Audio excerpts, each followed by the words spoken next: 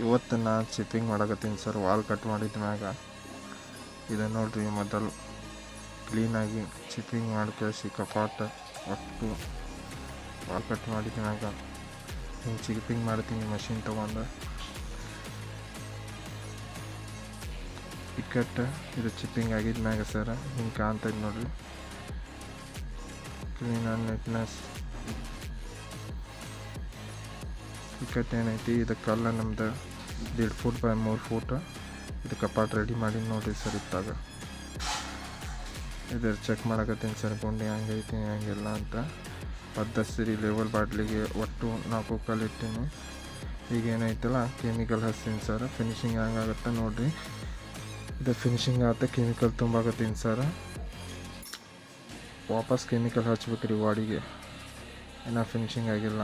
ಇದು ಫಿನಿಶಿಂಗ್ ಅಂದ್ರೆ ಕಲ್ಲು ರೆಡಿ ಆಗಿದ್ಮ್ಯಾಕ